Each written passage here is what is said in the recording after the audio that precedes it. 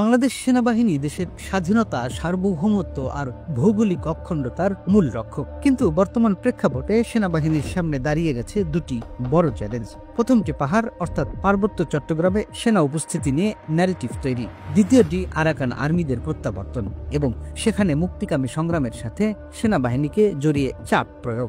এই দুই ইস্যু নিয়ে দেশে বিদেশে তৈরি হচ্ছে নানা প্রচারণা, কিন্তু প্রকৃত সত্যটা কি? আজকের বিশ্লেষণে আমরা সেটিই দেখব।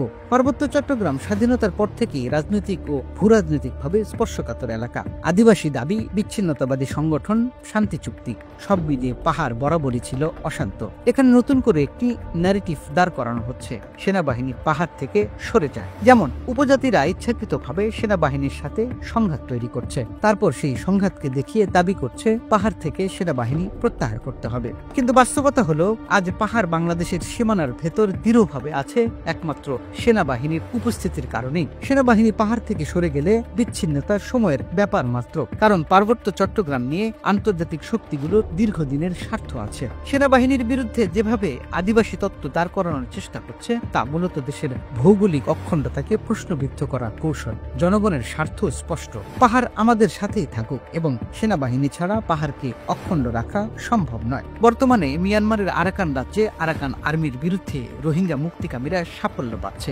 ফলে দীর্ঘদিন ধরে উচ্ছেদ হওয়া রোহিঙ্গাদের নিজ ভূমিতে ফেরার সম্ভাবনা তৈরি হচ্ছে। এখানেই শুরু হয়েছে আরেকটি ন্যারেটিভ, বাংলাদেশ নাকি গোপনে সেনাবাহিনীর মাধ্যমে রোহিঙ্গাদের সহায়তা করছে এবং আন্তর্জাতিক মহল থেকে চাপ আসছে সেনাবাহিনী এই সহযোগিতা বন্ধ করুক। কিন্তু আসল সত্য হলো রোহিঙ্গারা তাদের স্বার্থেই আরাকানে মুক্তি সংগ্রাম করছে। বাংলাদেশ তাদের উস্কানি দিচ্ছে না, বরং রোহিঙ্গাদের হাতে আরাকান থাকলে সেটি বাংলাদেশের জন্য নিরাপদ। কেন? কারণ যদি আরাকান আর্মি, যারা মূলত বৌদ্ধ অধ্যুষিত শক্তি, আরাকান দখল করে, তাহলে তাদের পরবর্তী লক্ষ্য হবে কক্সবাজার বা সেন্ট মার্টিন, যা বাংলাদেশের জন্য ভয়ঙ্কর হুমকি। অন্যদিকে রোহিঙ্গারা যদি নিজেদের ভূমিতে ফিরে যায়, তাহলে বাংলাদেশের 2 দশকের ভারমুক্তির পথ খুলবে, রোহিঙ্গা প্রত্যাবর্তন ঘটবে, সীমান্ত হবে স্থিতিশীল। কাজেই প্রশ্ন হলো, বাংলাদেশ কেন রোহিঙ্গাদের বাধা দেবে? তাদের অধিকার রক্ষার সংগ্রাম তাদের বিষয়, বরং তাদের ভূমি ফিরে পাওয়া বাংলাদেশের জন্য মঙ্গলজনক। এখানে লক্ষণীয় বিষয়, দুটি ক্ষেত্রেই সেনাবাহিনীকে হটানোর জন্য চাপ আসছে বাইরে থেকে।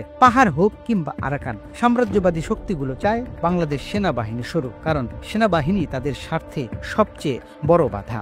দেশের ভেতরে দালাল গোষ্ঠী সেই আন্তর্জাতিক চাপকে ব্যবহার করছে। তারা নানা মানবাধিকার ইস্যু তুলে ধরে সেনাবাহিনীর ভাবমূর্তি ক্ষুণ্ণ করার চেষ্টা করছে, কিন্তু প্রকৃত উদ্দেশ্য হলো বাংলাদেশকে দুর্বল করা, পাহাড়কে বিচ্ছিন্ন করা, সীমান্তকে অনিরাপদ করা।